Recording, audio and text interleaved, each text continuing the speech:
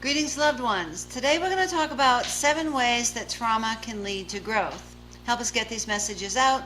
Follow us on Facebook, Instagram, and Twitter. Hit the like button and the notification bell, and please share these messages with others. You never know, you could save a life. I encountered a great article in Psychology Today by Dr. Vinita Mehta, who is a clinical psychologist, journalist, and media expert based in Washington, D.C., and in her clinical practice, she provides supportive and scientific treatments for adults. So let's explore her advice. She says 7 ways that multiple traumas can lead to growth, how negative experiences change us. And here are some key points. Many people experience more than one trauma. Researchers investigated the effects of multiple traumas by interviewing those who had experienced them. And analysis revealed 7 ways people may change as a result of multiple traumas. For trauma survivors, a driving concern is whether their experiences stymie or spark psychological growth.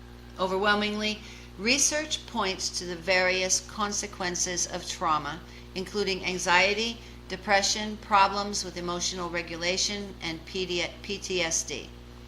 At the same time, studies also lend support for post-traumatic growth, a process by which individuals change in positive ways in response to traumatic events like bereavement, illness, and toxic relationships.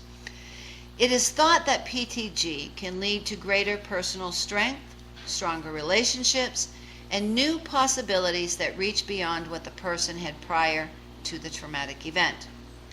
And although PTG has positive ends, it is a difficult process. The opportunity for growth lies in the emotional struggle and the conscious efforts to resolve trauma's negative effects and to revise one's belief about the world. But how do people change when they've experienced multiple traumas? This was the question posed by psychologist Matt Brooks of Manchester Metropolitan University in the United Kingdom.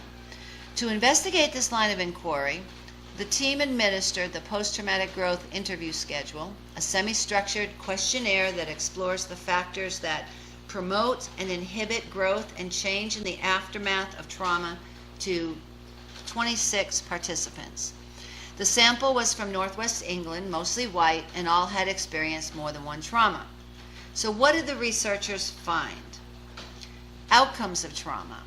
Number 1, managing subsequent traumas. Of the participants who felt that their traumas helped them grow in positive ways, most felt that they were better prepared to deal with other traumatic experiences that may have or could occur. By contrast, 5 participants shared that their previous traumas made coping with subsequent traumas more difficult. They expressed feeling so overwhelmed by prior experiences that they essentially abandoned efforts to reclaim the way they used to see themselves and the world. Second change is identity changes. Half of the participants reported that their traumatic experiences became part of their life story in some measure. Moreover, roughly a third of the participants attempted to redefine themselves and establish a new sense of identity by, for example, changing their given name or physical appearance. Their traumatic experiences incited them to fight back and start anew. Yet 5 participants felt that they were a mere shadow of their former selves and had no sense of who they were. Change number 3, coexisting positive and negative changes. Nearly all participants reported having both positive and negative changes in the aftermath of trauma, with anxiety being predominant. Participants also expressed achieving a more balanced outlook that included greater creativity, compassion, gratitude, and openness. Then there's processing trauma, and the 4th change was trauma-related thoughts. For some participants, thinking about their trauma was a barrier to their growth, while others felt it sparked their personal evolution. 15 participants engaged in deep reflection on their experiences. And although it was a difficult process, it allowed personal contemplation that brought about a better understanding of what had happened to them. Number 5 is control perceptions. In the aftermath of their trauma, survivors had varied perceptions about the control they felt they had over their lives. Approximately 2/3 of the participants felt that their traumas, which were perpetrated by others, made them feel powerless. Thus, becoming more assertive and in control were viewed as positive growth coming out of the trauma. And many participants also felt that their hard-won autonomy also gave them a renewed sense of purpose. The sixth change was spiritual challenges. The majority of participants contemplated their spiritual and religious beliefs and how they influenced their conceptualizations of their own growth. Many participants felt that religion did not help in their growth. Some even felt or believed that God had allowed the trauma to happen and that impeded their growth.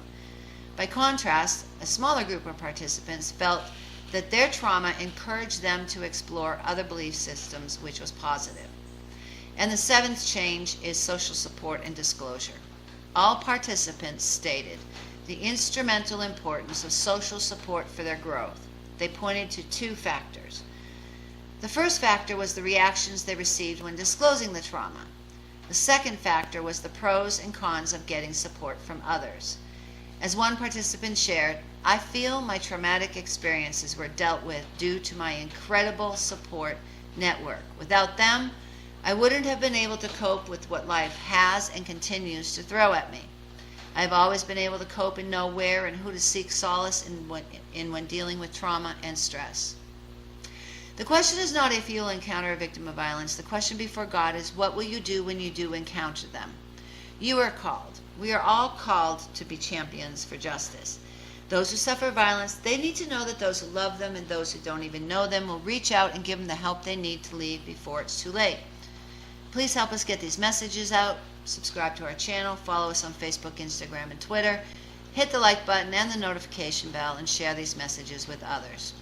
If you're a victim of violence, please listen to me. I want you to know that you are valued, loved, intelligent, and worthy.